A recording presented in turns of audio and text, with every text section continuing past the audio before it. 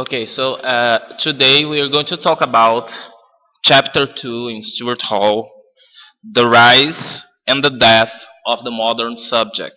Okay, in Chapter 2, Hall will introduce us the modern subject. Well, there are some factors that contributed to the rise of this kind of subject. The positivistic and the ideas of the Enlightenment and then of naturalism were a factor of contribution. The idea of a rational and centered subject was essential for the development of sciences, technology, and modern capitalism. Structural sociology comes to explain this individual in society and how it contributes with the maintaining of social relationships. Let's take a look at page 23 about modern capitalism and this subject.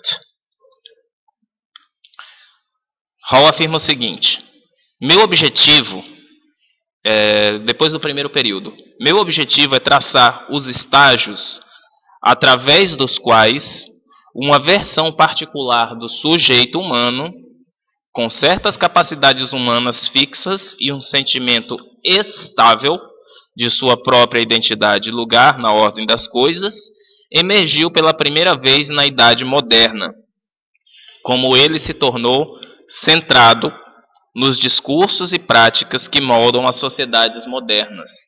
That means to say, the subject of enlightenment is a centered subject. It is rational.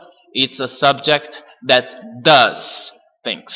It has an active role in society. It's agent. Okay? And then he goes on. Como esse sujeito, como adquirir uma definição mais sociológica ou interativa e como ele está descentrado na modernidade tardia ou pós-modernidade. So he will analyze how the subject was born, centered, rational, and how, according to the shift in society, this subject has also shifted. Okay? So there is a change in three strategical points that favored the appearing of the modern subject. What were these? If you read Stuart Hall, what were the 3 points of shift that favored the appearance of modern subjects? Remember?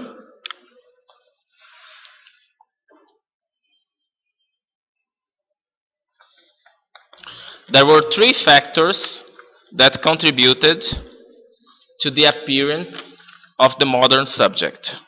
What were the shifts? First of all, a shift in man used to be not the creator, but the creation, the creature. So what was the first shift? We left a model of a theocentrical theory, and in the modern era we started having ideas of anthropocentrical theory.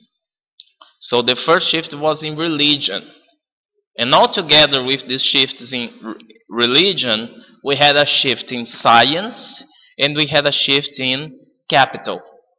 Okay? These 3 shifts favored a modern subject, a subject that is not anymore a subjected creature, but the creator, the manipulator of its own reality, of its own conditions of life. In religion, instead of attributing to God the governing of all the situation, men will attribute to God the first step in life, okay? And then it is considered to be the modifier of this nature created by God, but about a situation about which man has a certain control, a certain agency. Okay, so the idea of agency is very important. If you take page 27, you see Descartes, primeiro parágrafo, né, o fim do parágrafo que vem da página 26, né? Ele diz lá: Descartes acertou as contas com Deus ao torná-lo o primeiro movimentador de toda a criação. Daí em diante, ele explicou todo o resto do mundo material inteiramente em termos mecânicos e matemáticos. So man has gained importance in relation to God. This agency, however, was just an effect, because we know from page 28 about the idea of being a subject, okay? As we call in Portuguese, assujeitamento. O que seria esse assujeitamento? Na página 28, no primeiro período que se inicia na página 28, ele diz: ele era o sujeito da modernidade em dois sentidos: a origem ou sujeito da razão, do conhecimento e da prática, e aquele que sofria as consequências dessa prática, aquele que estava assujeitado a elas, né? E aí ele pede, né, faz a referência a Foucault, né? So, what does it mean to be the subject? Let's take the grammatical definition of a subject. English teachers, what is the subject of the sentence? How do you normally explain to your students what is the subject in a sentence? John attended the class. It performs the action. Okay? So the subject is a kind of doer. Yeah? It does, he makes something. But on the other hand, by doing the action, the environment was being changed. And man was inserted in this environment. So it was subjected to the new context. You change the setting, but you have a part in this setting. So how can I explain this? At the same time you are agent, you are passive. At the same time you do, you suffer the consequences of this doing. Okay? So, as I said, this agency, this idea of being the agent, is just an effect. Because by doing, you do it not only to the exterior world, but you do it to yourself. You change the world in which you live in. You change the rules of the society you live in. So you are subjected to those rules.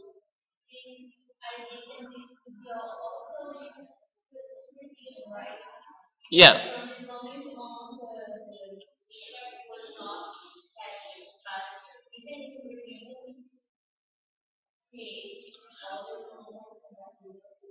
Yes, the idea of free will, livre-arbítrio. Yeah? You are free to do whatever you want, but you gotta pay the consequences. This is a modern idea. This is investing in the rational subject. Free will is a modern invention. I won't say invention, but a modern interpretation. Okay, the free will as we know it nowadays, is a modern interpretation of free will. Okay, because you are free to do whatever you want, but then you have to pay the consequences for that. In medieval era, for example, the idea of free will was not that clear for us as it is now. Okay, because in medieval era, you were born like that, you have to be like that, you were born poor, and being poor is a kind of gift so that you can go to heaven. With modern era, with capitalism developing, a new society was necessary. So, being rich, for example, which used to be considered a crime in medieval era, and then we had interpretations, for example, of Jesus saying that it's easier for an elephant to go, well, in Portuguese, because I don't know the quotation in English. Jesus dizia que era mais fácil um camelo passar no buraco de uma agulha do que um rico subir ao reino dos céus. Essa definição servia ao período medieval, mas ela não servia a uma sociedade que precisava desenvolver uma burguesia urbana e industrial. And then we have reforms in the church. We have the Anglican Church claiming that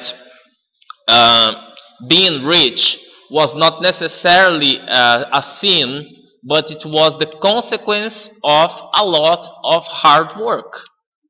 And because of your hard work, you deserve to go to heaven. So we had a shift in religion, investing in a man, in mankind that produces goods and capital, because this was essential for that society. We had to see the religious ethics from a different point of view. Okay? And this is what I mean by a shift in religion. Okay? We have now man investing in its own capacity of growth based on the free will God gives him. Okay? That explains, for example, the developments in science and the heliocentric theory, because if you take medieval era, Giordano Bruno was killed by the Catholic Church because he said the earth turned around the sun, and it wasn't acceptable.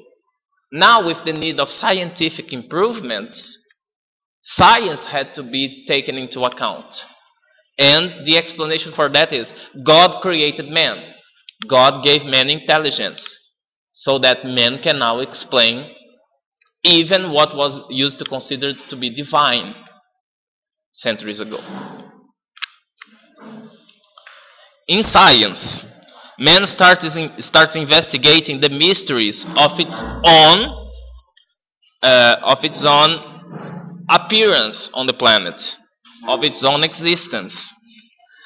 This mankind, now knowing about its origin, may learn about the mistakes and calculate and rationally calculate the future. Instead of investing, for example, in the myth of Adam and Eve, it was now tolerable to accept, for example, theories of evolution. And this theory of evolution was considered to be not a sin anymore, not a deviation in religious principles anymore, but the proper use of man's gift of intelligence given by God. Okay, so producing a theory of evolution is not anymore a deviation. If we take page 26, you see in the last paragraph of page 26, as revoluções, have you found that? As revoluções científicas que conferiram ao homem a faculdade e as capacidades para inquirir, investigar e decifrar os mistérios da natureza, e o iluminismo, centrado na imagem do homem racional, científico, libertado do dogma e da intolerância, e diante do qual se estendia a totalidade da história humana para ser compreendida e dominada. So now, instead of taking reality, man tries to understand reality to calculate the next step. Hall goes on. Grande parte da história da filosofia ocidental consiste de reflexões ou refinamentos dessa concepção do sujeito, seus poderes e suas capacidades. Uma figura importante que deu a essa concepção sua formulação primária foi o filósofo francês René Descartes, algumas vezes visto como o pai da filosofia moderna. Descartes foi um matemático e cientista, o fundador da geometria analítica, Deus me livre, tem um trauma dessa disciplina, e da ótica. e foi profundamente influenciado pela nova ciência do século XVII. Ele foi atingido pela profunda dúvida que se seguiu ao deslocamento de Deus do centro do universo. E o fato de que o sujeito moderno nasceu no meio da dúvida e do ceticismo metafísico nos faz lembrar que ele nunca foi estabelecido e unificado, como essa forma de descrevê-lo parece sugerir. Descartes acertou as contas com Deus, como eu já disse, ao torná-lo o primeiro movimentador. Tem uma frase do Einstein, né, que perguntam a ele, professor, afinal de contas, o senhor acredita ou não acredita em Deus? E aí ele responde... Alguém sabe qual foi a resposta de Einstein? Qual era a religião de Einstein? Einstein era judeu. Né? Perguntaram a ele, professor, o senhor acredita ou não acredita em Deus? Ele responde, só um louco não acreditaria. O problema é que Einstein era conhecido como louco. Aí ficou naquela, né? Eu me reconheço como louco e não acredito, ou eu não quero ser louco e acredito? Mas se vocês assistirem... Aqui já é papo de físico, tá? Do Stephen Hawking, Uma Breve História do Tempo, ele vai investigar toda a natureza da origem do universo, das partículas, do Big Bang e tal, e aí ele bota um questionamento. Tudo bem, Deus não joga dados com o universo, mas então quem arremessou os primeiros dados? E ele vai, destrincha toda a teoria do universo, de expansão, contração, novas explosões, novas contrações, mas tá, quem fez a primeira? E fica a dúvida, né? O Hawking deixa essa dúvida, ele não responde, mas ele dá a entender que tem aí um limite para a mente humana de explicação científica que ela atribui necessariamente a Deus por reconhecer a própria incapacidade. Ou seja, Deus não é descartado. Deus é contemplado por essa visão, mas ele é contemplado de um modo distinto do que se fez no período medieval. Então, não se trata de um ateísmo cientificista, né? Mas de um deslocamento em prol da ciência, tomando essa ciência como uma dádiva necessariamente divina para aqueles que creem. Né?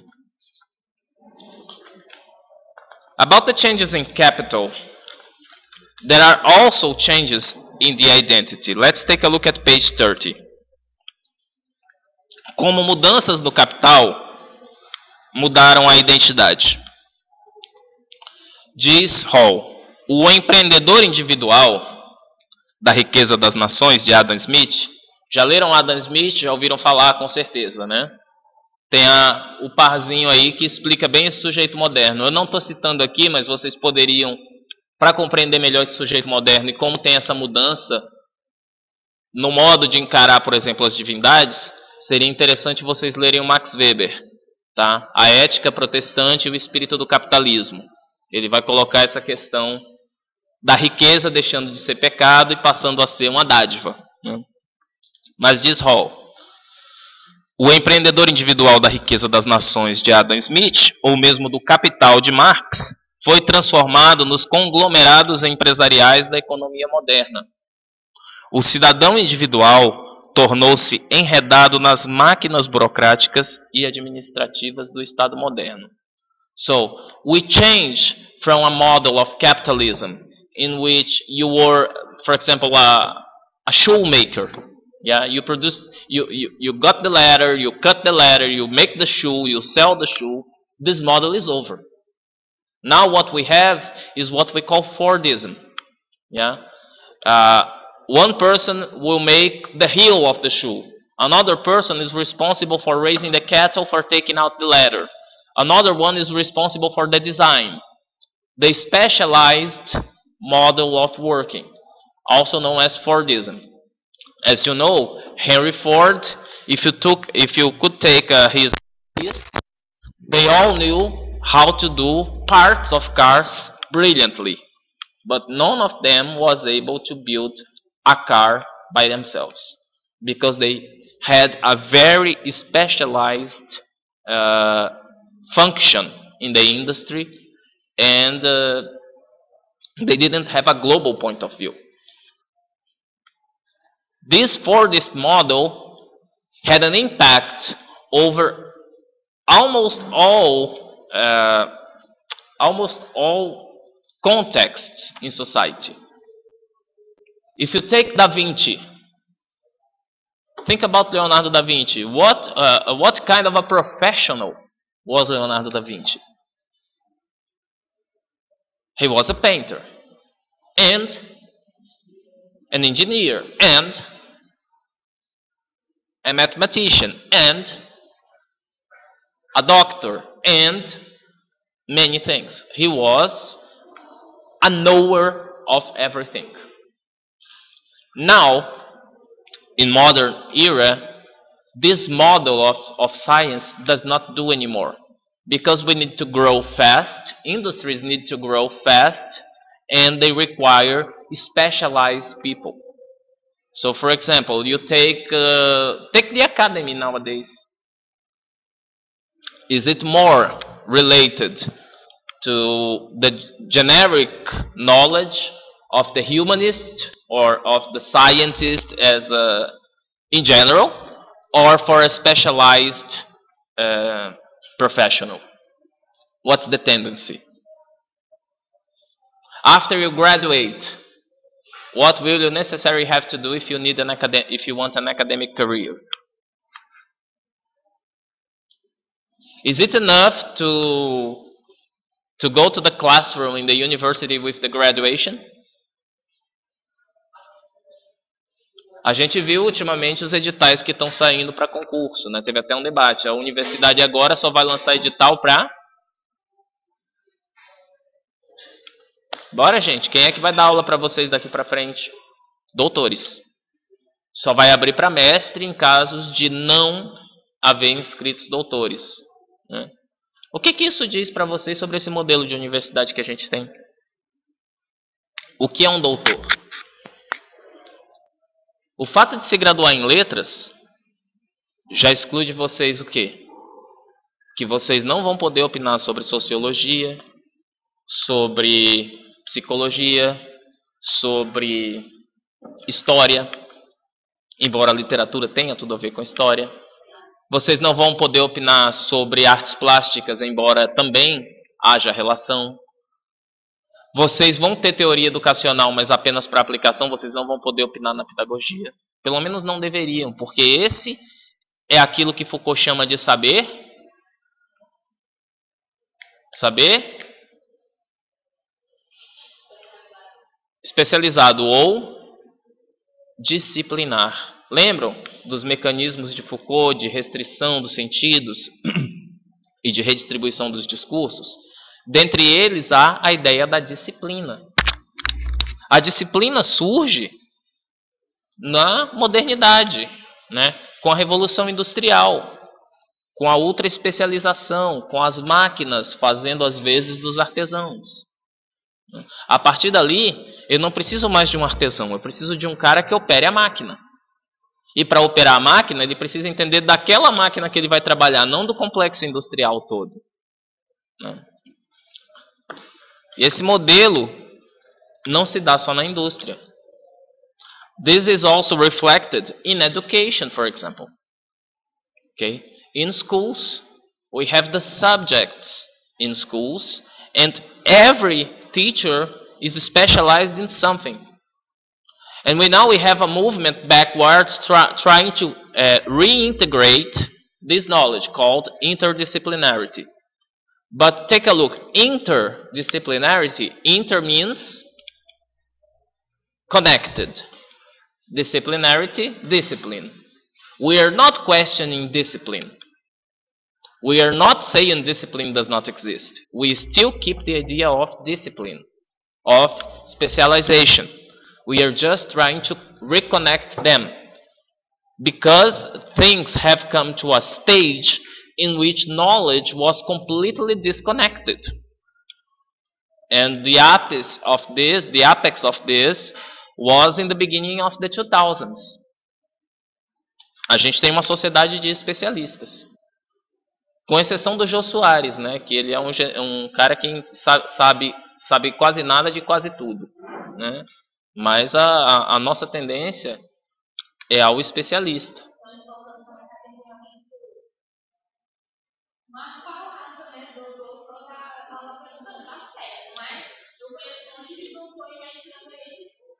Ah, vou falar um negócio com vocês. O problema não é ser doutor ou ser mestre.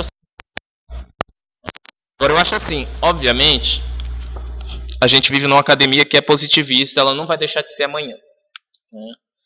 E aí não tem outro critério para selecionar. Eu vejo muita gente se levantar contra o currículo Lattes porque é o modelo quantitativo da não sei o que, bababá. Não tem jeito, cara. Não tem jeito. A gente tem que ser comparado de alguma forma, né, para ver para quem vai o recurso, para quem não vai, porque não tem recurso para todo mundo. E o único jeito é pela produtividade.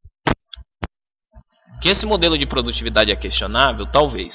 Aí eu no Facebook reclamando dessa resolução. Ah, porque agora só doutores vão dar aula, podiam exigir que eles soubessem dar aula. E eu digo a vocês, existe o dispositivo para que se garanta que eles saibam dar aula, né? Então, chego lá. Existe esse dispositivo em lei.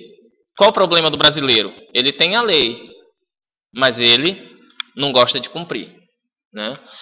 Um concurso para professor universitário tem 3 estágios. Prova escrita. O cara prova que sabe teoria. Prova didática. Peso 2. O cara prova que sabe dar aula. E por último, prova de títulos, que é só classificatória. Quem não passa na prova didática sequer vai para a prova de títulos.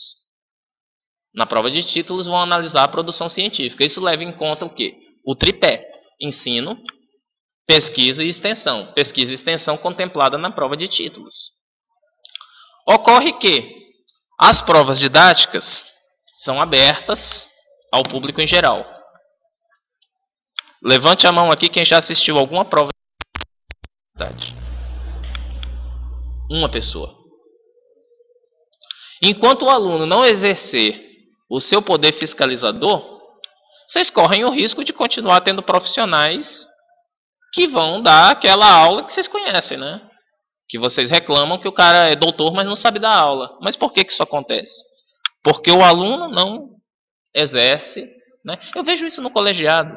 A gente tem um assento para aluno no colegiado. É um só? É injusto? Talvez, mas é um. É um espaço de denúncia. Os alunos não vão na reunião de colegiado.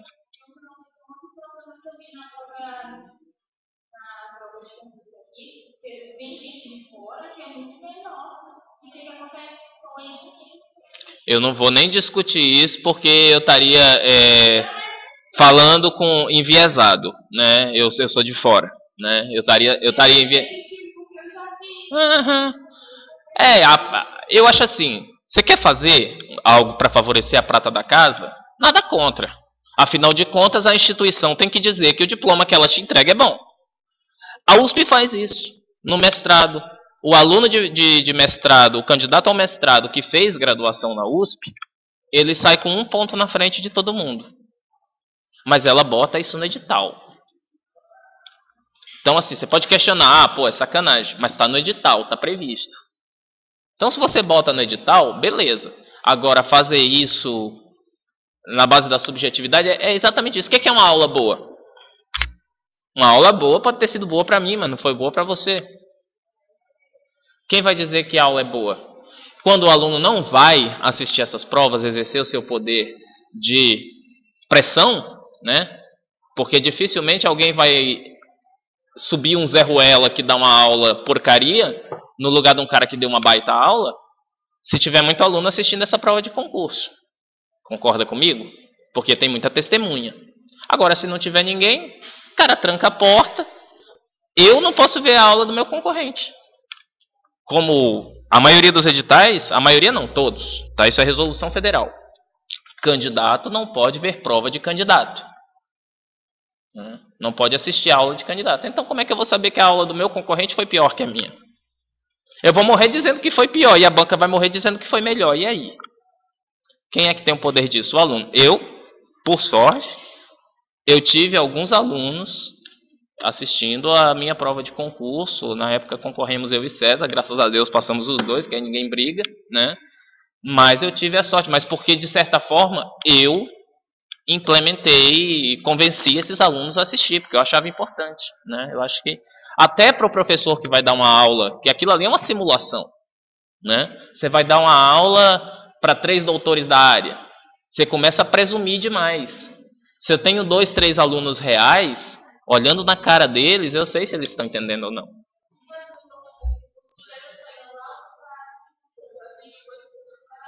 Pois é, mas não é o professor que tem que pegar mesmo não, é vocês que têm que ir, porque isso é interesse direto de vocês.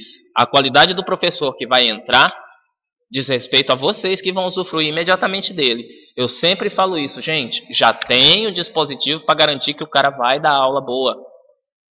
É prova didática. A prova didática é pública. Assista, né? Porque se você não assistir, vai dar brecha para algumas práticas que a gente não sabe lá se são muito o que a gente precisa, né? Eu não estou dizendo que se faça ou que se deixe de fazer, mas dá brecha para, né? Mas voltando, a academia, então, ela tem esse perfil classificatório, né, de quantitativo e dividida em saberes disciplinares, que é típica dessas mudanças na sociedade capitalista, que requer um indivíduo cada vez mais especialista. Tá? Só agora, na pós-modernidade, com as novas emergências de um novo modelo de capitalismo, que a gente vai colocar aqui, é que se pede profissionais que conheçam um pouco mais de outras áreas, de modo que eles possam fazer o quê? Qual a palavra da moda? Qual a palavra da moda da sociedade pós-moderna? Redes, né? Então, ele tem que ter um conhecimento, sim, especializado, mas um conhecimento também periférico que lhe permita estabelecer redes de cooperação, né? Se vocês leem o Manuel Castells, né, ele vai falar da sociedade em rede, para descrever essa nossa sociedade atual, né? Bauman já diz, no capitalismo moderno, o homem valia o capital que ele tinha, que ele podia acumular. Na sociedade pós-moderna, o homem vale as conexões que ele pode estabelecer. That's why you are all crazy about having lots of thousands of people following you on Twitter or in Facebook. You see people, because I have 500 friends in Facebook. I have 1,000 friends in Facebook. Why is it so important in our society? As you can establish, will tell how productive you are, for example, in the academy or in your job, or it may be easier for you to find a job if you have a lot of connections. Okay, so there is a kind of vanity in this way of thinking, but there is some rationality in saying, I'm very important because I have a lot of followers in Twitter. Because you can establish more cooperation. Okay? Or at least you should, because the use we have been giving to Twitter and Facebook is very questionable. Yeah, social networks, in fact, are not those friends you have in Twitter and Facebook, but they are those friends with whom you effectively interact. You may have 1,000 friends and interact with 20. Yeah? Your social network are those 20 people which you interact with. Well, let's go back to modernity. When we come to modernity, we talk about it. There are other important points that came to question the modern subject. And the main reason for the modern subject to descend, start dying and giving place to the post-modern subject was the evolution of capitalism, financial. Now, let's try to understand what was capitalism in the era of Industrial Revolution up to the 1980s, in the polarized world with the Cold War, and its evolution to financial capitalism. Há uma diferença aqui entre capitalismo de mercado e capitalismo financeiro. O que seria um capitalismo de mercado? Qual a diferença do capitalismo que a gente tinha no século XX para o capitalismo do século XXI? Tá, ambos querem acumular capital. Mas qual a diferença?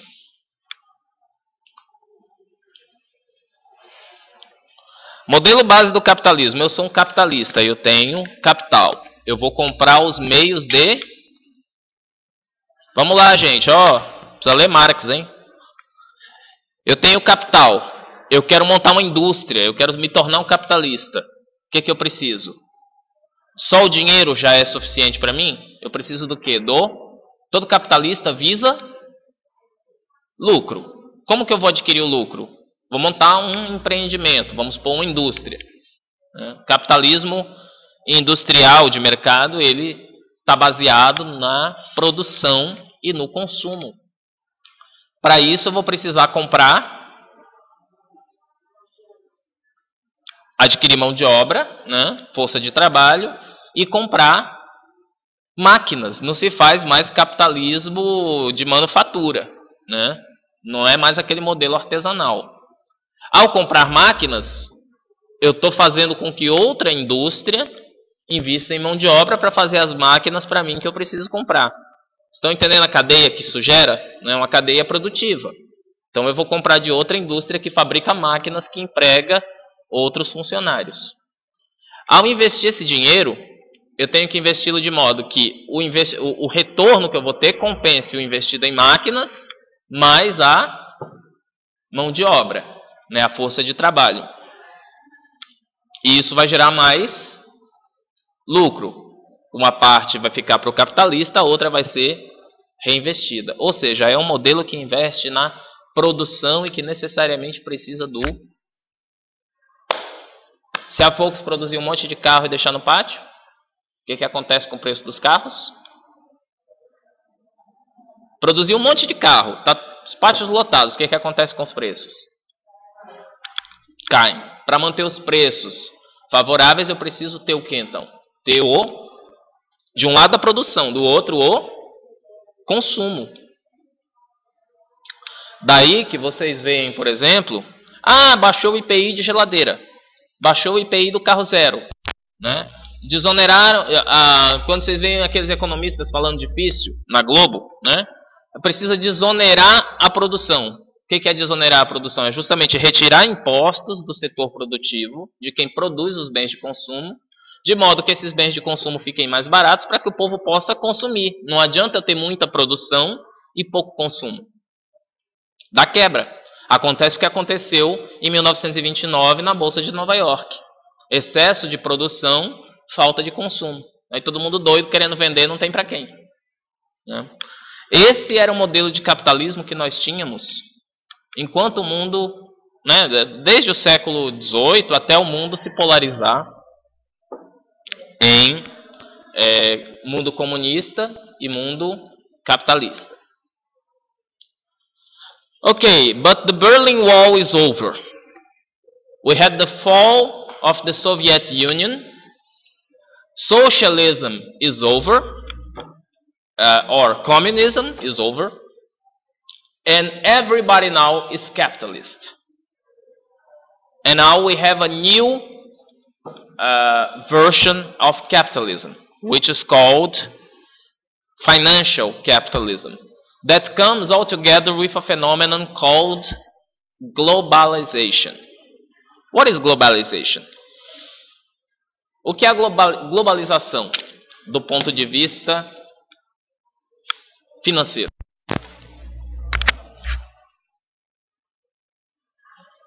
Do financeiro de cara não dá? Vamos fazer uma simplificação e depois a gente retoma o financeiro.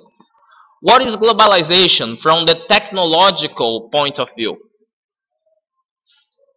que é a globalização do ponto de vista tecnológico? Em 1980, e não interessa, quando eu era jovem, né? E quando vocês talvez muitos não eram nem nascidos, qual era o preço de uma ligação telefônica para a Rússia? Dava para fazer? Uma família de classe média podia fazer uma ligação de 10 minutinhos para a Rússia? E hoje, como é que a gente se vira? Via Skype, 13 centavos o minuto. Como é que a gente se comunicava com o pai e a mãe quando ia embora para São Paulo estudar? Escrevia uma carta, demorava quanto tempo para chegar? Uma semana. Dinheiro. Eu lembro muito disso. Meus irmãos foram trabalhar em São Paulo, mandava dinheiro para casa, né, para comprar caderno para estudar. Como é que o dinheiro vinha? Hum? Dentro da carta, né? Imaginou se o quanto que o carteiro curioso deve ter ganhado de dinheiro nessa época, né? E agora, você faz uma transferência online. Do ponto de vista tecnológico, o que aconteceu com a informação e mesmo com os valores? Eles tinham bloqueios de circulação. Eles encontravam dificuldade de circulação. O que é a globalização da informação? Você está aqui no seu e-mail e quem está vendo? Aqui no e-mail ligado. Quem é que está te espionando? Ele mandou avisar que já tem e-mails na de cada um de vocês, tá bom? Pois é. Dá pra ter uma colega minha, né, que muito nítido, olhava as mãos da gente para ver se tinha a pesca, né, se tinha cola nas mãos antes das provas. Eu, como era esperto, sempre fiz a colinha toda em inglês, né, depois que eu fiquei razoavelmente fluente, escrevia tudo em inglês na carteira, né, quando era história, geografia, matemática, né, falava inglês. Pois é. Mas aí eu tinha uma colega muito desaforada, ela escreveu nas mãos e tal, e a professora foi ver. Aí ela, deixa eu ver sua mão. Aí virou a primeira, estava escrito, quebrou a cara. A outra, quebrou de novo. Né? Mas, enfim, a informação no mundo pós-moderno circula livremente. Ou pelo menos quer circular livremente. E o capital?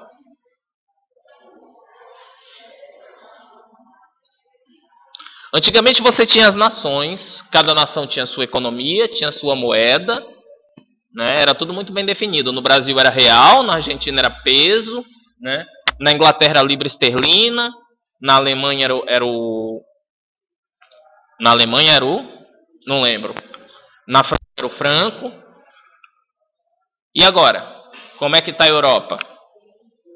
É tudo em euro. O capitalismo financeiro, basicamente, é uma analogia da sociedade em redes. É a livre circulação de valores pelo globo. Por isso, globalização. A livre circulação não só de valores, mas de valores, produtos e serviços. Né? Desse ponto de vista, não faz o mínimo sentido, por exemplo, que a nossa classe médica se coloque contra a vinda de médicos estrangeiros. Porque nós não estamos indo na mão do socialismo fazendo isso. O grande problema que eu vejo, tanto na esquerda quanto na direita, é que muitos interpretam... A direita tem medo do PT por medo de uma ameaça comunista. Né? Eu tenho um amigo que é segundo sargento do Exército, e da forma como ele fala do PT me lembra um pouco aqueles filmes de Guerra Fria. Né? Como se o PT fosse a ameaça comunista. E a esquerda, por outro lado, a ultra-esquerda mais radical, ela critica o PT justamente porque abandonou essas perspectivas comunistas. Quer dizer, o cara está no meio do bolo tomando tapa dos dois lados. Né?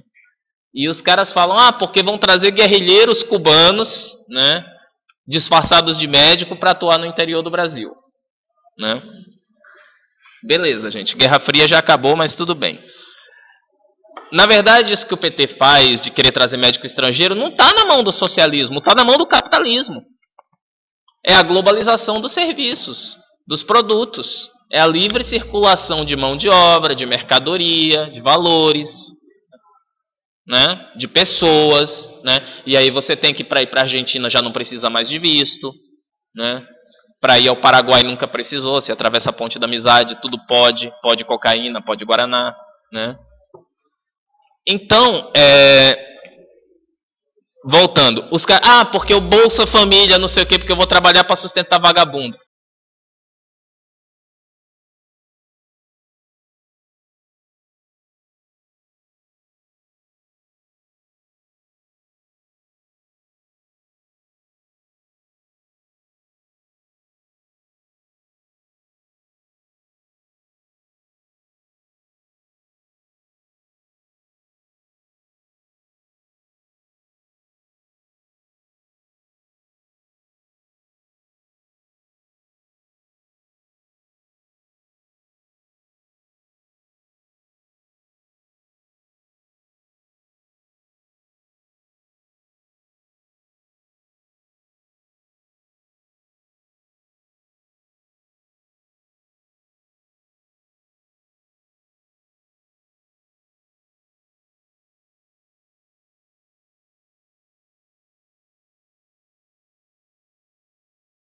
até os 23 anos, até se formar. E não são uma sociedade socialista, tão longe de ser, né? Mas, enfim, essa mudança no capitalismo, então, deixa de ser de produção e consumo e passa a ser o capitalismo financeiro. Ou seja, o melhor exemplo disso é o Eike Batista.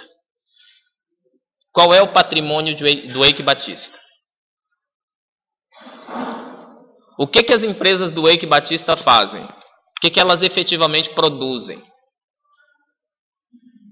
Com exceção da MMX aqui, que é mineradora que ele tem aqui no Maranhão, e da a não sei que X, que produz energia térmica. As duas únicas empresas produtivas do Eike são as que estão no Maranhão. Tá vendo como nós somos bons? Né? Veio para o Maranhão e começou a produzir. As outras são o quê? São promessas futuras de exploração de petróleo, de exploração de minério. Tem o pré-sal, ninguém nem começou a explorar, o cara já ganhou a concessão, essa empresa dele já tem valor. O que ela produziu? Nada. Mas ela já tem valor. Ah, eu quero ganhar dinheiro. Eu sou o capitalista pós-moderno. Eu quero ganhar dinheiro, então eu vou comprar ações da empresa do Eike Batista. Porque ela é promissora. Ela vai me dar lucro lá na frente. O capitalismo financeiro é baseado na especulação. Eu compro ações na expectativa de que aquilo valorize. Se valorizar, bem. Se não valorizar, o que aconteceu com os acionistas do Eike? Tá todo mundo querendo vender as ações. O cara comprou a ação por 10 mil reais, ela está valendo 400. Né? Ou seja, é o mundo do mercado especulativo. Aí quebra a Bolsa Brasileira. Eu vou investir em indústria brasileira? Não, olha o Eike Batista aí, derrocando. O que eu vou fazer? Eu vou pegar meu dinheirinho, né, vou resgatar daqueles 1.000 que eu investi para cada ação, eu vou tirar aqueles 400 que ainda ficaram.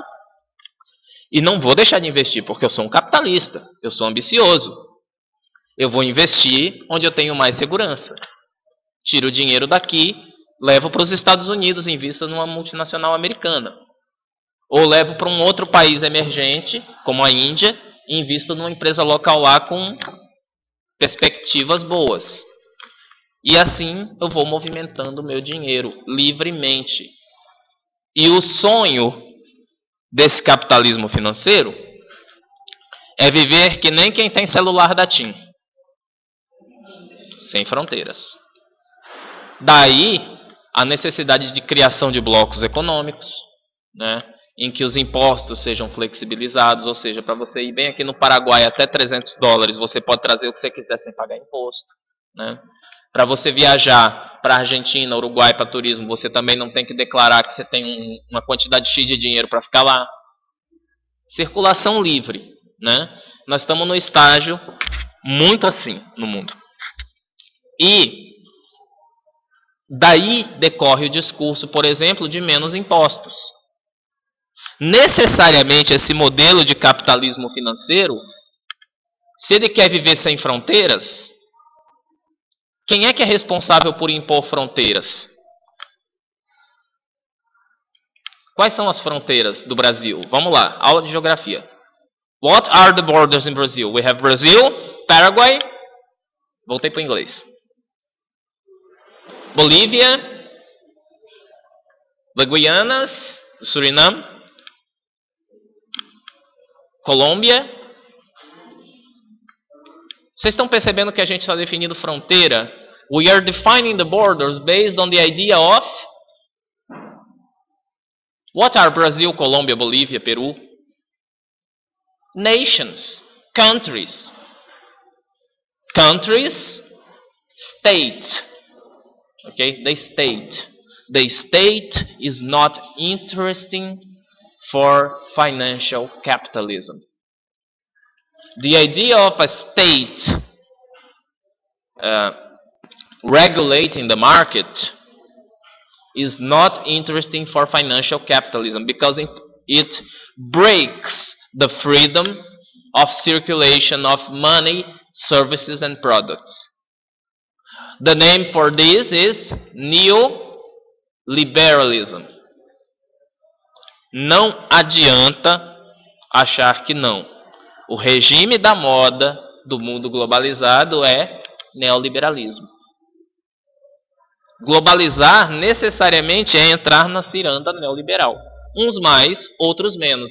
Desse ponto de vista, o governo FHC foi neoliberal? Sim, muito. O governo Dilma é neoliberal? Sim, muito. E quem não for neoliberal? Está fora. Está fora, sofre sanção, é chamado de ditadura, né? Não é democrático porque não deixa ter liberdade de expressão, não deixa o meu canal estrangeiro de TV e rádio investir no país, botar a minha visão sobre aquele país, né? Que é o caso da Venezuela. A Venezuela, você tem um Estado muito forte, né? Você tem um Estado que é dono de rede de TV, você tem um Estado que regula a educação, você tem um Estado que controla o petróleo, você tem, né? Que é um modelo muito parecido, teria que ser mesmo porque Chávez era militar, né? Com o modelo que a gente teve no Brasil dos anos 70, 60 e 70, do milagre econômico, um Estado gigante, né?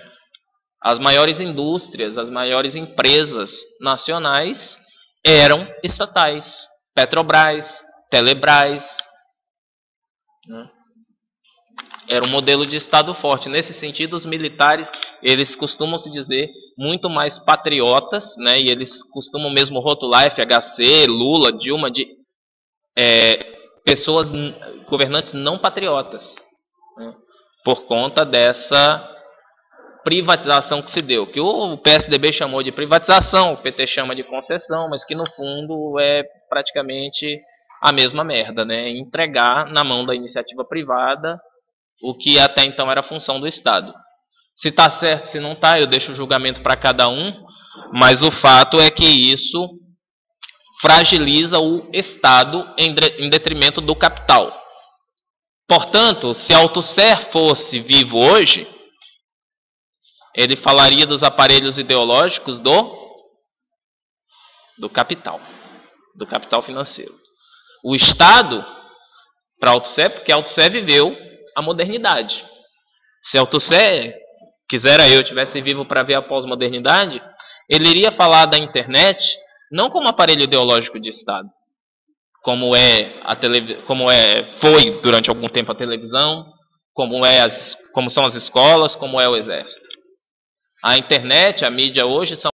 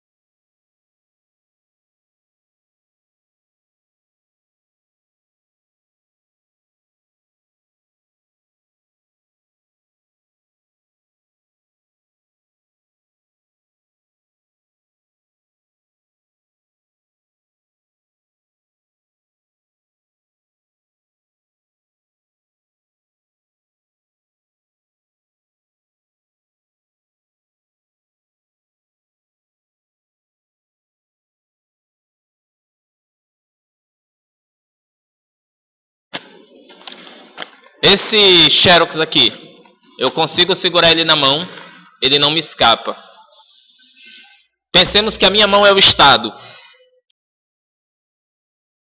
Capitalismo moderno. Eu seguro ele na mão, eu controlo ele, eu moldo, eu faço o que eu quiser. Capitalismo pós-moderno, ele é líquido. Já tentaram segurar água na mão? Você faz a concha aqui e segura, o que acontece? Ela escorre, ela escapa, ela inventa meios de fugir ao controle estatal. Mais que isso, esse livro aqui é retangular. Se eu dobro ele, ele continua retangular. Por mais que eu dobre ele em forma de triângulo, mas ele vai continuar tendo contornos retos. Se eu pego a água e boto num cubo, ela adquire a forma cúbica. Se eu boto ela numa esfera, ela é esférica. Se eu boto ela num triângulo, ela é triangular, e aí vai. O capitalismo financeiro, o capitalismo do mundo pós-moderno, tem a capacidade de se adaptar rapidamente a novos contextos, a novas civilizações, e inclusive de subverter as formas de luta contra ele próprio. Que é isso, hein, gente? Revolução passando aqui. O que significa dizer que o capitalismo financeiro é líquido? Ou que a gente vive numa sociedade líquida? As manifestações do Brasil, elas nascem no seio da direita ou da esquerda? A gênese delas, São Paulo, 8 de junho. Aquele primeiro quebra-pau com a polícia. Quem é que estava ali? Era gente com concepção mais à esquerda ou mais à direita do governo? Como vocês avaliam? Tá difícil definir esquerda ou direita? Beleza, vamos lá. Era gente com a concepção de um Estado mais presente ou mais ausente? Eles queriam mais ou menos intervenção estatal? Mais. Uma vez que eles estavam cobrando o quê? A redução das tarifas, né? E a diminuição do lucro das empresas de ônibus. Portanto, mais Estado e menos capital privado. Passam-se uns dias, vem Arnaldo Jabor, diz que aqueles jovens são a classe média, que eles não precisam dos 20 centavos ou sequer valem os 20 centavos. Né? Esculacha com o movimento, no outro dia ele é rechaçado. Na mesma noite, no Jornal da Globo do dia seguinte, volta o cão arrependido, com suas orelhas bem fartas, o seu osso roído e o rabo entre as patas. Já viram isso no Chaves, né? O cão arrependido. É Arnaldo Jabor, no dia seguinte. Aí fala que não, que aquele movimento é um movimento legítimo, de jovens que tinham uma percepção de política que não poderíamos nem imaginar. O que o capitalismo líquido já está fazendo nessa movimentação do Jabor? Do contra por favor, o que ele está fazendo? Ah, eu não posso combater esse pessoal que está questionando o Estado mínimo? Beleza, eu vou englobar. Se você pega uma... Pô, cachoeira é sacanagem, porque vai fazer menção a gente muito sem vergonha. Mas você tem uma cachoeira, né? Uma água escorrendo. Você bota um... Que diabo é isso? Bom, você bota um obstáculo ali.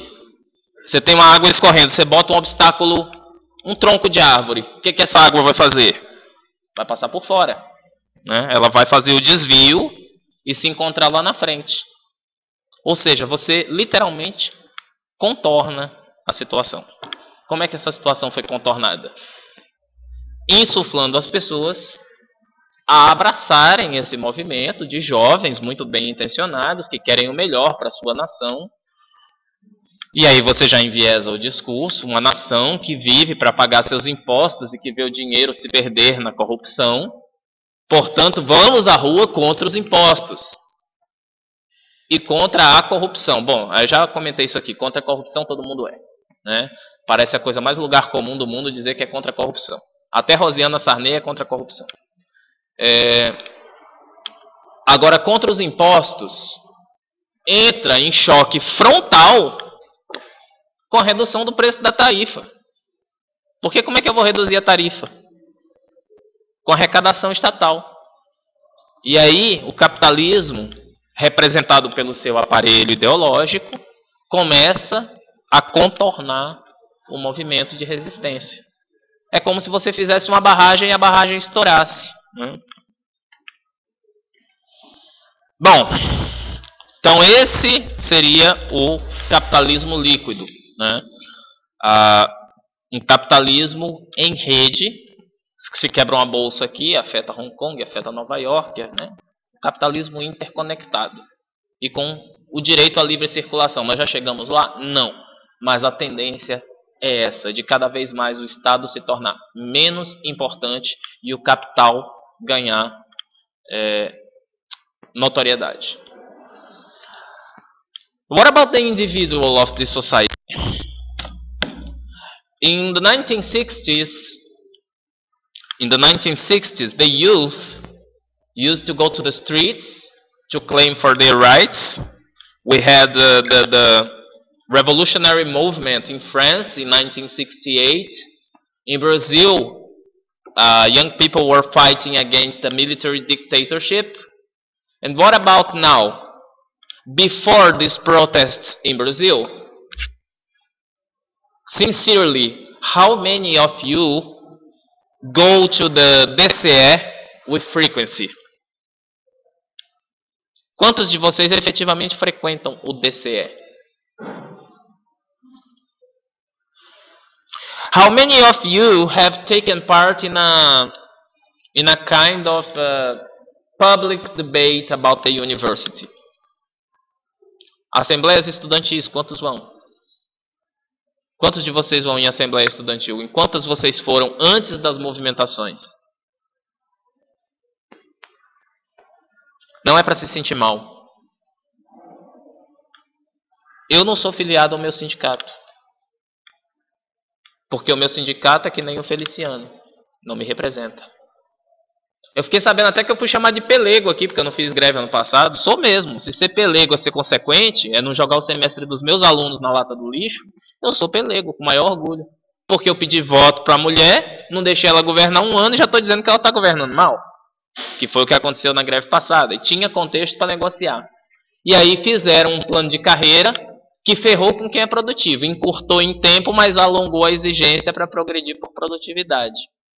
Quer dizer, foi uma greve que só deu ruim pra gente, né? Até porque os 5% que estão vindo por ano não está compensando a inflação. Então eu preferia não ter feito greve nenhuma. Mas enfim, esse sujeito da pós-modernidade, this postmodern subject, does not have a very developed collective dimension. We are stimulated every day to compete, to fight for a positioning. And we don't see each other as partners, but as direct concurrents. We fight each other. We are going to graduate maybe 15 people by the end of the year.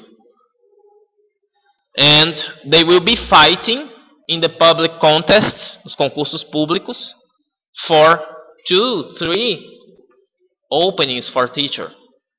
The other 12 will have to go to the private market, subjected to a salary that is far from being the salary a teacher deserves. And this is a reality that is typical. I don't know the other states in the Northeast, but in São Paulo, for example, who earns more, the teacher in the public schools or in the private schools? Qual professor que ganha mais no estado de São Paulo? Professor da escola pública ou privada? O que vocês acham? Me fala da realidade aqui do Maranhão. Quem ganha mais? Quem está na escola pública ou na privada? Não, mas um ganha mais. Tem um que ganha mais. Quem é que tem melhor...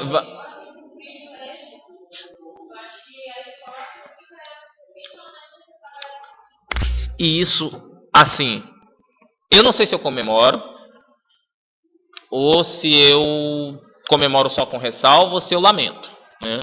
Porque o professor do estado do Maranhão, que está na escola pública, já ganha pessimamente mal. E aí você vai para a escola privada, que no restante dos lugares, pelo menos os que eu vivi, professor de escola privada geralmente é melhor pago, em que pese que tiram o couro dele. Minha esposa foi procurar emprego em escola privada, voltou decepcionada, porque é R$6 hora aula, R$6,50, R$7 quando muito, não dá vale transporte, não dá direito de nada. Então você começa a pensar, caramba, aqui tem uma lógica meio que invertida em relação ao Sudeste, né? Mas o fato é que, via de regra, o lugar por excelência da prosperidade é o serviço privado. E o público é o lugar do quê? Quem é que faz concurso público? No imaginário popular, por que alguém quer fazer concurso público? Quer ter uma estabilidade, ou seja, ele quer o direito de ser vagabundo sem ser demitido. Esse é o discurso que circula sobre servidor público. Que servidor público é vagabundo. Sou eu que estou dizendo? Foi o presidente da República até outro dia atrás aí. Diz que servidor público aposentado era vagabundo. Bom, ele é vagabundo ao quadrado, né? Porque ele é servidor público e aposentado, né? Mas essa é a visão que circula. E aí, mas é uma minoria. Uma minoria que tem mídia. Porque para a mídia interessa o quê? A desregulamentação do Estado. Quanto menos Estado, mais o capital se apodera das condições de vida da sociedade, mas ele determina. E a mídia, no Brasil, é essencialmente de capital privado. Certo? Ficou claro quem é esse sujeito? É um sujeito que serve a esses valores. Ele é individualista ao extremo. Ele não está nem um pouco preocupado em... Claro, eu estou fazendo a crítica, eu sei que houve uma mudança nas últimas semanas. Eu espero que ela se mantenha, né? De discutir mais as coisas publicamente. Mas até outro dia, e eu infelizmente tenho a perspectiva de que a coisa vai voltar para o seu estágio natural, né? O aluno universitário da UFMA, padrão, por favor não se recriminem quem faz isso, não se sintam culpados, mas é essa a realidade que eu observo, é um aluno que vem aqui, assiste aula, sai daqui e vai trabalhar, porque precisa se manter, e não tem tempo de chegar ali no colega do CC só e bater um papo com ele sobre cultura, sobre política, sobre a sociedade atual do estado do Maranhão, do Brasil. Não tem um tempo sequer para debater o currículo dele na universidade, se está formando ele para o que ele de fato precisa ou não. O movimento estudantil se esvaziou. Quando eu fiz o movimento estudantil em 1999, nós já dizíamos que estávamos no último suspiro do movimento estudantil. Porque estava em refluxo. A mesma coisa os sindicatos. O que é a CUT? A CUT nasce em 82, justamente questionando os sindicatos atrelados ao patrão. Questionando aquele sindicato pau-mandado de patrão. Aí vai lá Luiz Inácio, junto com outros camaradas, fundam a CUT para ser um grupo, uma central sindical que organizaria sindicatos livres em torno de si. E a CUT passa 20 anos apoiando um trabalhador presidente da República. Vamos eleger um trabalhador presidente da República. Vamos lá, todo mundo, ei, beleza, vamos eleger o Lula. Aí elegeu o Lula. Aí o Lula começou a tomar medidas neoliberais, porque ele é menos neoliberal que a FHC, mas ainda é neoliberal. O que faz a CUT? Vai lutar contra Lula? Vai sortear carro no Vale do Anhangabaú, né? Fazer show com o Tiaguinho, com essas bandas superculturais, ao mesmo modo que a Força Sindical, que classicamente foi um sindicato pelego. Por quê? Porque a CUT fica numa crise de identidade. Mas peraí, aquela crise que eu, para não ter, evitei entrar em greve. Peraí, mas como é que eu vou combater o governo que eu ajudei a eleger? Como é que eu vou dizer que ele está errado se eu dizia no passado que ele estava certo, que a gente precisava elegê-lo? E porque tem compreensão de que é melhor um Lula na mão do que 2 FHC voando. É mais ou menos esse o dilema hoje dos movimentos sociais, né? Eu espero que esse reagrupamento sirva primeiro para depurar o que é movimento social e o que é oportunismo, né? O gigante não acordou. O gigante estava acordado faz tempo. Agora tinha um monte de gente dormindo, né? Querendo seguir o gigante agora. Querendo se aproveitar do pobre do gigante que é ingênuo, né? Segundo, para depurar a política nacional mesmo. Porque a coisa ficou de um jeito em que os fins justificam os meios. Eu nunca pensei na minha vida de ver o PT apoiando Sarney. E eu vejo isso aqui no Maranhão. E aí como é que você fica? Aí o pessoal pergunta para mim, professor, o senhor é petista? 10 anos atrás eu batia no peito e falava, sou petista. O cara hoje me pergunta aqui no Maranhão, professor, o senhor é petista? Sabe como é que é, né? Então, mais ou menos. Tem que explicar, né? Eu sou, mas porque a coisa bagunçou. por conta dessa crise institucional que a gente tem. Well, this subject of postmodernity, ligando a tecla SAP de novo. What time is it? We have time. This subject of postmodernity, deconstruction of the subject of modernity. All the things that the subject of modernity was clearly resolved, sure about, for example, I'm sure about my rationality, are now questioned again in postmodern society, in the society of liquid capital. Okay? We have 5 movements, 5 changes in the center of the subject. 5 shifts. The first one, the own idea of agency. We now start to talk about... Complicado dar aula assim com essa zoada, né? We now start talking about a subject that is at the same time a builder of its reality and a victim of its own reality. You build the system, you are victimized by the system.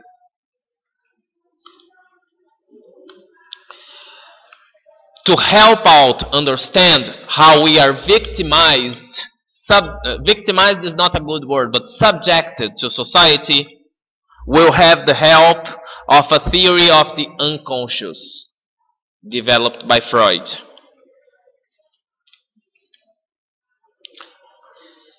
Linguistics will also contribute to this when it talks about the arbitrary sign and the social nature of the linguistic sign. So language is not an expression of my conscious only. Language is social.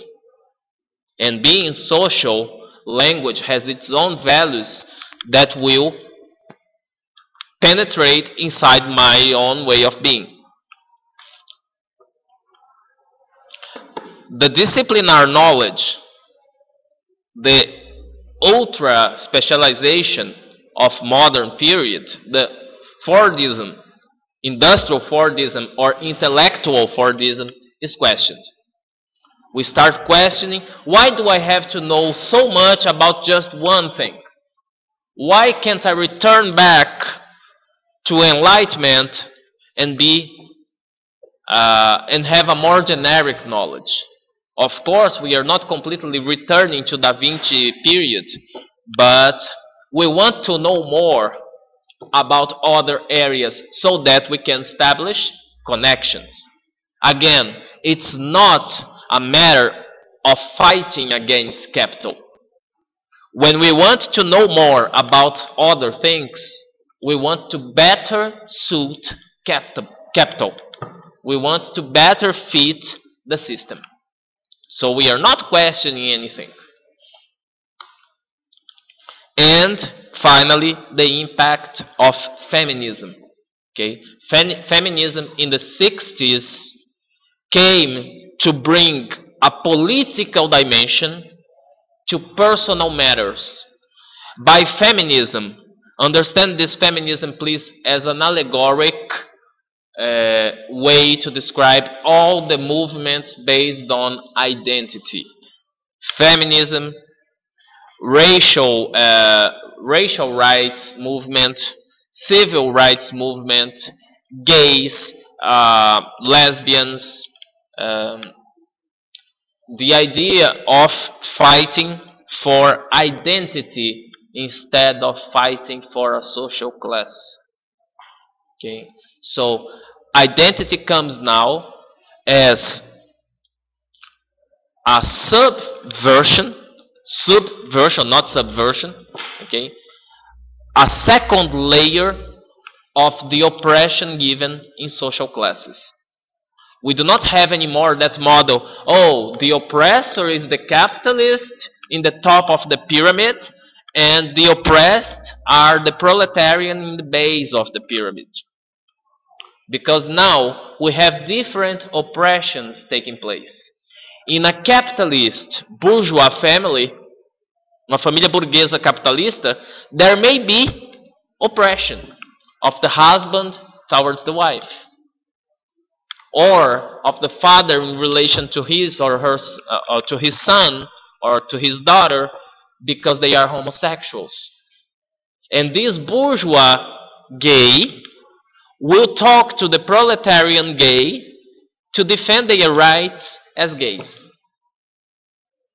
And the poor black man and the rich black man will both be together under a certain circumstance to defend their right as black people. As Latin Americans, we'll feel the need to be united with Argentinians, Bolivians, to fight for our rights as Latin Americans. And then you have fragmentation. Okay? Now we do not have a bipolar world anymore. You have a multipolar society. Uma sociedade multipolo. A gente rompe com o binarismo da Guerra Fria, comunistas e capitalistas, proletários e burgueses, e agora a gente tem multipolos. E já dizia Maquiavel, dividir para governar. Se é que vocês entendem o que eu estou colocando. Quanto mais você divide a sociedade, mais fácil é jogar com as pecinhas do jogo de xadrez, né? Mais conveniente se torna trabalhar com as identidades. Então, assim, você não pode ir na passeata com a bandeira do PSTU, porque PSTU é partido. Ah, mas bandeira do movimento gay pode? Pode.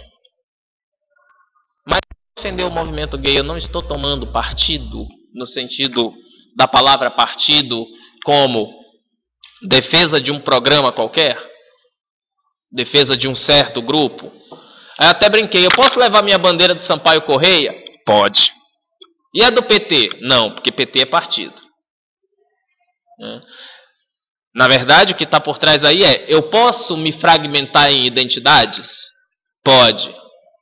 Eu posso me fragmentar em classe social? Não, em classe social não é legal. Porque lá tem muitas classes sociais naquele movimento. Então, nas identidades, a gente se agrupa e a gente se aceita. Eu, como eu como negro, não tenho nada contra você que é homossexual. Mas se for para a gente discutir, eu como classe média alta, tenho tudo contra você da classe baixa a ascender a classe média baixa, porque a nossa diferença vai diminuir e assim eu vou me sentir muito inseguro, porque vamos ter que viajar no mesmo avião. E como é que eu vou dizer que eu sou diferente de ti? Porque vocês sabem que quem humilha pobre não é rico, né? Quem humilha pobre é o pobre que se tornou quase rico. É o emergente. Eu dei aula durante alguns anos no bairro dos Jardins, em São Paulo. Um bairro tipicamente emergente. E no bairro do Morumbi. Onde mora lá os bacanas, Silvio Santos e tal. Os meus alunos do Morumbi me tratavam muito mais feito gente do que os meus alunos dos Jardins. Porque os caras do Morumbi já nasceram ricos, sabiam que eram ricos, estavam bem resolvidos com isso, não estavam nem aí. Pelo contrário, iam para a Europa, me traziam presente, me traziam livros. E viam em mim alguém que eles podiam adquirir alguma coisa, conhecimento no caso. Os meus alunos dos Jardins, uma vez eu tomei uma prova do moleque, que ele estava colando. E vocês, como me conhecem, sabem que para eu ser levado a tirar a prova de algum aluno, ele tinha que estar colando de maneira muito assintosa, né? Tomei a prova do infeliz e ele falou, você não é pago para me tomar a prova. Você é pago para me aplicar a prova. Eu falei, é?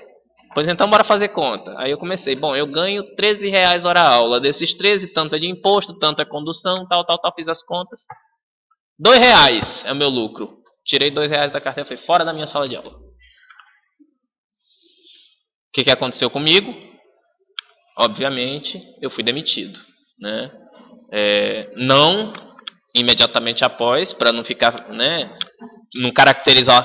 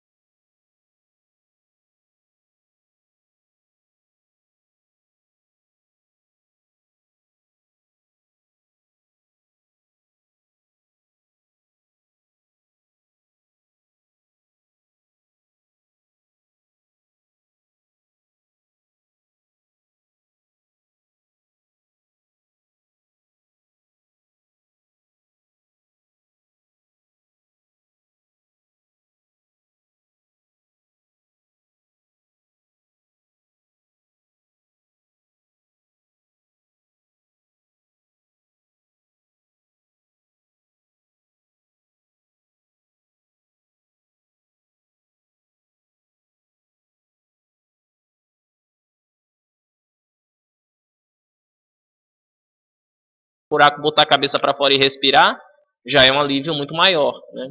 Então ela se sente sempre ali injustiçada e, isso não sou eu que estou dizendo, é o Marx, né? A classe média é o da balança de qualquer processo social, né? E aí fica explicado essas movimentações aí, por que a classe média está sendo tão importante. Porque o movimento em si já nasce na classe média. Os líderes do movimento Passe Livre, não pensem vocês, que são moleques de periferia, que sempre estudaram em escola do Estado e que precisam do passe livre porque pobrezinhos, coitados, não têm dinheiro. Nesse ponto, depois vocês me batem, tá? Eu sou obrigado a concordar com o Arnaldo Jabbour. É classe média. Agora, é uma classe média que teve uma formação nos melhores colégios, que tem uma concepção de sociedade e que subverteu a sua própria lógica, que escapou daquela lógica da necessidade de diferenciação, porque entrou em movimentos sociais, entrou no último suspiro do movimento estudantil. Então, são meninos, por exemplo, aquele barbudinho da barba loira, o Legume, aquela outra menina, a Nina, eles estudaram no Colégio Equipe. O Colégio Equipe é um dos colégios mais tradicionais da Zona Oeste de São Paulo. Praticamente diz que tem uma esteira do Equipe para a USP, né? Que todo aluno que se forma no Equipe já vai entrando, né? É gente com alta instrução. É um movimento que nasce na classe média, nos setores progressistas da classe média, e ganha os setores conservadores. Porque Marx diz, ela é uma classe vacilante, ela uma hora está cá, outra hora ela está lá, né? Ela se preocupa essencialmente com ela, com o seu individualismo. É bom para mim? É. Então eu defendo menos imposto. Ah, mas se esses mais impostos forem reverter numa universidade melhor. Ah, é bom para mim? É, então eu defendo mais impostos. Eu vou, meio Maria vai com as outras. Quem me convence, quem dá mais, eu tô indo, né? Quem paga mais, eu vou. Tá? Não é para ofender, que eu também sou classe média. Tá? Mas é para refletir. Né? Classe média não é o que você tem no bolso. É o que você tem na cuca. Né? Tá certo? A gente precisa discutir esses 5 descentramentos do sujeito, tá? Para poder ver se a gente termina aí de discutir esse sujeito da pós-modernidade e entrar no nosso debate, que é o ponto central do nosso curso. Nós vamos descambar nele agora, que é a questão dessa língua inglesa nessa sociedade fragmentada, né? Discutir esse inglês que se põe aí como língua global. E aí eu quero já deixar adiantado para vocês, eu devo dar uma atividade avaliativa. Eu pediria que vocês assistissem o vídeo da Carla Dowden no YouTube, Why I'm Not Going to the World Cup. Assistam e vão pensando. Já viram esse vídeo? A menina branquinha, bonitinha, que fala que ela é brasileira, mora nos Estados Unidos, e vai explicando por que ela não vem à Copa do Mundo e por que ela não quer que venham à Copa do Mundo. Né? Why I'm Not Going to the World Cup. Tá no YouTube. Why? Procura lá, mais fácil, procura pelo nome da menina, Carla Dauden. D-A-U-D-E-N. Carla Dauden. Não, acho que é 3 minutos, é uma coisa rápida. Procurem ver ali, só para vocês entenderem. Quem foi meu aluno de língua, me viu fazer sempre uma ladainha muito grande. Deixa eu só botar um fim nessa